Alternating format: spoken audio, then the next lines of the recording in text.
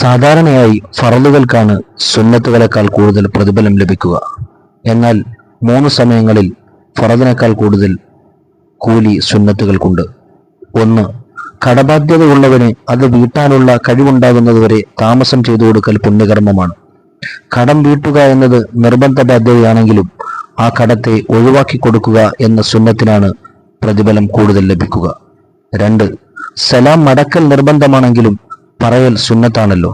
പക്ഷേ പറയുക എന്നതിനാണ് മടക്കുന്നതിനേക്കാൾ കൂടുതൽ പ്രതിഫലം ലഭിക്കുന്നത്. 3. സമയം പ്രവേശിച്ച ശേഷം നിസ്കാരത്തിനു വേണ്ടി തയ്യാറാവുമ്പോൾ വുളൂ നിർബന്ധമാണ്.